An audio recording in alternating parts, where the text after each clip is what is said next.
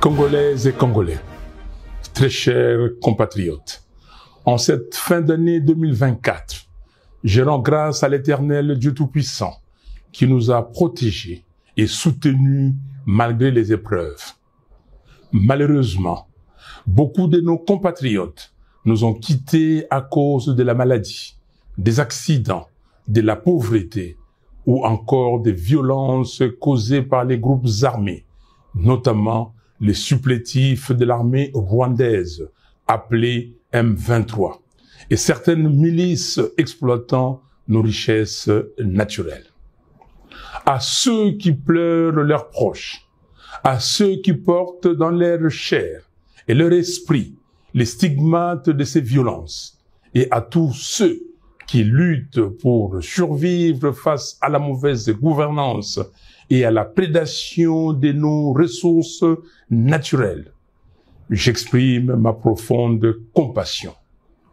Que Dieu se souvienne de chacun d'eux et répande sa miséricorde sur tout notre peuple.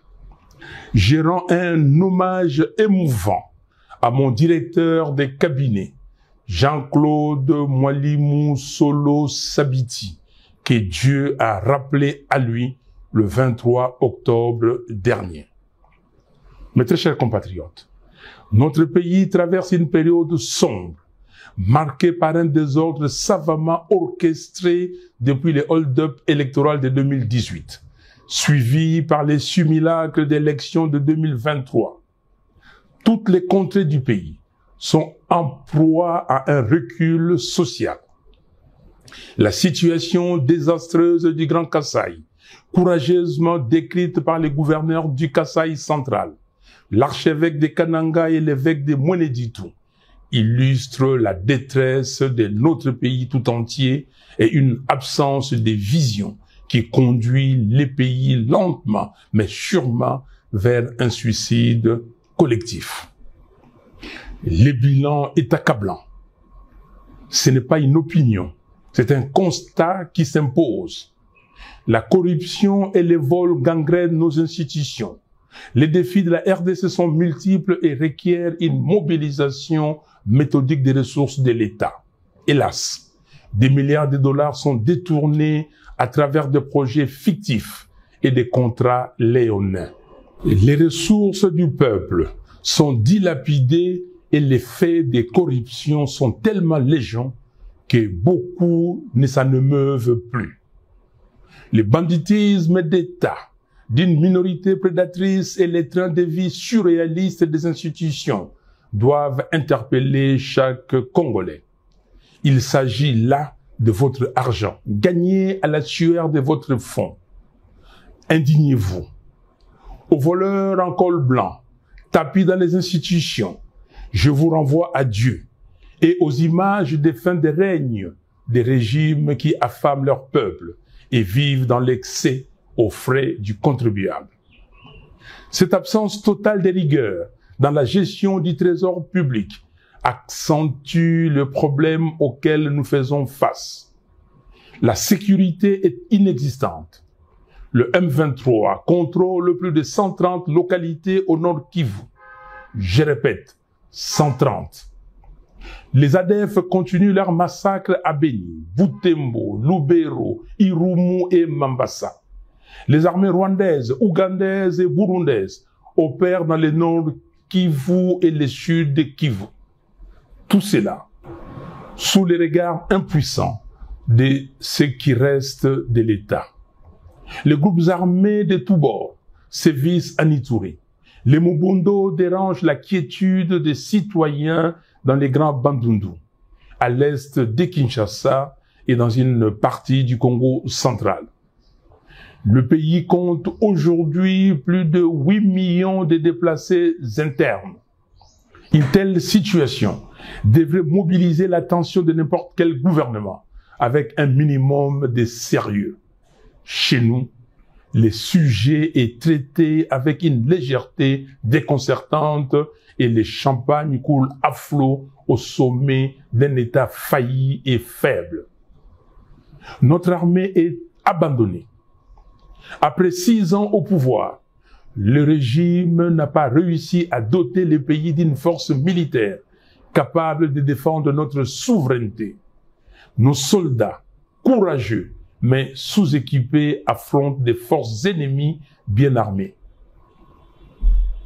L'argent dilapidé à Kinshasa à lui seul pourrait changer les rapports des forces sur le terrain. La diplomatie est défaillante face aux manœuvres de Paul Kagame et à ses accusations mensongères contre notre pays. Le gouvernement brille par son absence de stratégie et d'action de dissuasion concrète.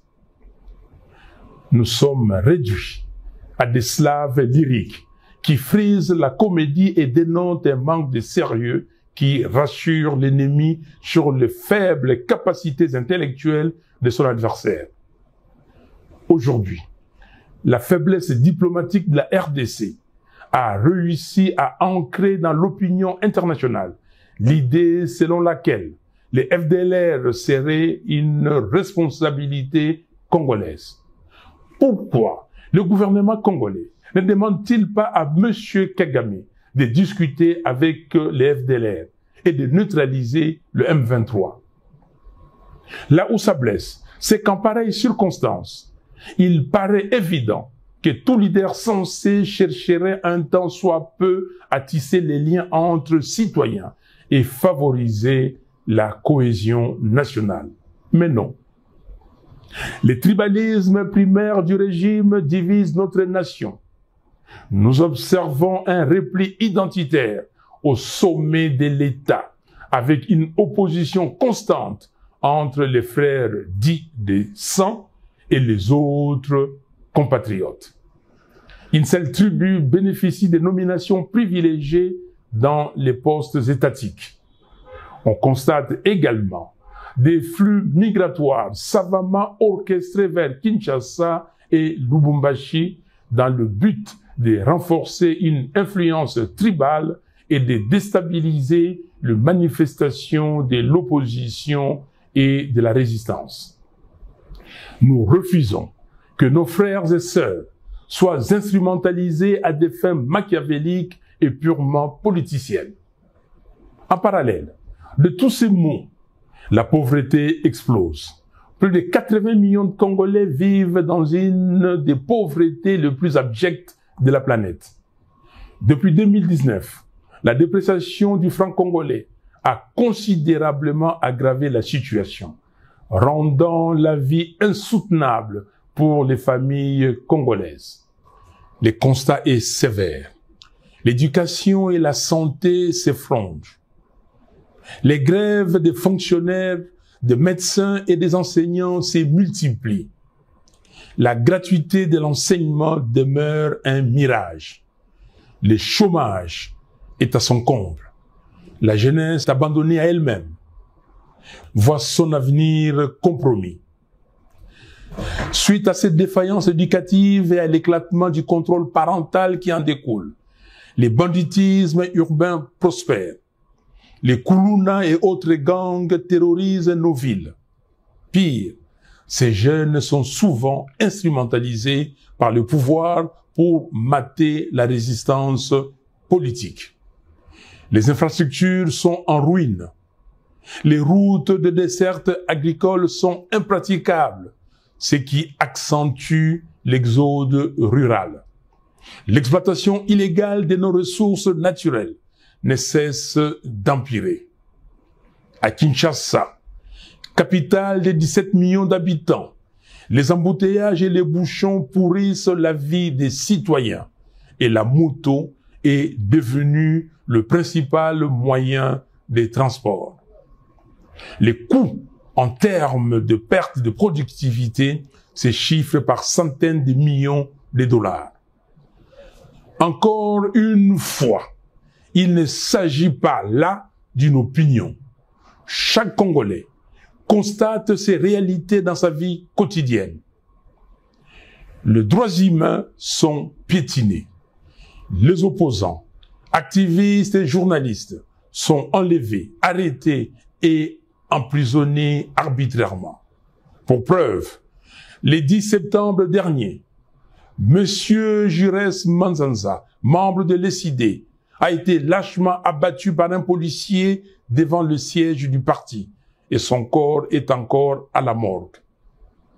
Aussi, 3 membres du parti, Madame Aimé Tabala, Monsieur Océan Lusanga Moulopo et Pierre Ngadiadia ont été enlevés le dimanche 22 dernier pour une destination inconnue jusqu'à présent. Face à ces bilans désastreux, l'honneur aurait depuis longtemps imposé la démission. Il n'y a aucune honte à regarder ses concitoyens en face et admettre son incapacité face aux problèmes multidimensionnels auxquels fait face le pays. Comble du drame. Dans ces contextes désastreux, le régime choisit une fuite en avant, en ouvrant de manière inopportune le front d'un éventuel changement ou d'une révision de la Constitution. Cette initiative hasardeuse survient à un moment où le pays est en guerre et perd chaque jour des pans entiers de son territoire. Elle constitue une démonstration supplémentaire du suicide collectif dans lequel le régime veut entraîner le pays. Les mots ne peuvent pas décrire à quel point je suis révulsé de voir une telle absurdité encouragée par certaines élites, des flatteurs qui vivent aux dépens de l'État. Il s'agit là d'une énième distraction et les Congolais le savent. Nos priorités sont ailleurs. Chers compatriotes, nous ne laisserons pas cette tentative de manipulation aboutir. En ce temps de crise, il n'y a ni nécessité, ni opportunité pour un tel projet. Ce que le peuple congolais attend, ce ne sont pas des modifications constitutionnelles opportunistes et intempestives, mais des actions concrètes et courageuses pour relever les défis cruciaux auxquels notre pays est confronté. Ce n'est pas la Constitution qui empêche le régime d'honorer toutes les promesses fallacieuses qu'il a faites au peuple. La Constitution n'empêche pas de doter nos forces armées de moyens efficaces. La Constitution n'empêche personne de libérer les 130 territoires. La Constitution ne donne pas non plus les droits de dilapider les deniers publics. Un régime incompétent peut changer la Constitution 100 fois. Les mêmes mots produiront les mêmes effets. Il y a problème d'hommes, pas de texte. Nos efforts doivent être concentrés sur 4 priorités. Restaurer l'intégrité territoriale. Mettre un terme à la guerre menée par le M23 et les forces étrangères afin de libérer nos terres et de restaurer la souveraineté nationale. Mettre fin à la prédation des ressources publiques. Réduire les trains de vie excessifs des institutions et mobiliser les fonds nécessaires pour renforcer notre armée, financer des infrastructures essentielles et améliorer les conditions de vie des Congolais. Construire un véritable état des droits, garantir le respect des droits humains, la justice et l'équité pour tous. Préparer des réformes institutionnelles ambitieuses, réviser la loi électorale, restructurer la commission électorale et la Cour constitutionnelle, afin de créer les bases d'élections véritablement transparentes, crédibles et apaisées.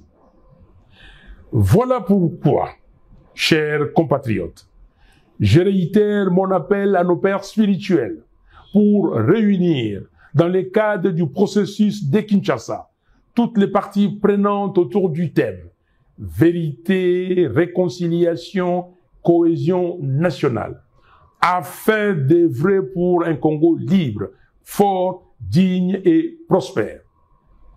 Nous appelons la SADC, l'Union africaine et les Nations unies à soutenir le processus de Kinshasa pour faire avancer celui de Luanda. J'exige la libération de Jamal Kabound, Seth Kikouni, Mike Mukebai, Jackie Ndala, du député provincial Alain Siwako, du député honoraire Jean-Paul Ngangondi, des militants pro-démocratie, Delgate Idengo, Mwamicho Ndungo King, Fiston Isambiro, Jimmy Nziali, Zarko Sefou, des 3 membres de l'ESID et de tous les autres prisonniers d'opinion. Le régime doit cesser les intimidations et les arrestations arbitraires. Peuple congolais, comme en janvier 2015, mobilisons-nous pour dire non au changement de la Constitution, non à la présidence à vie en RDC. Je demande instamment à M. Félix Tshisekedi de cesser le mensonge, la manipulation et la démagogie. Congolaises et Congolais, très chers compatriotes, en ce 30 décembre 2024, je tiens à vous adresser mes vœux le plus sincères de paix, de bonheur et de prospérité pour l'année 2025. Que Dieu bénisse chacun de vous, qu'il illumine le Congo de sa lumière pour que nous retrouvions enfin la paix, la sécurité et la dignité. Soyons unis et déterminés pour relever notre pays. Que Dieu bénisse la République démocratique du Congo et son vaillant peuple. Je vous remercie.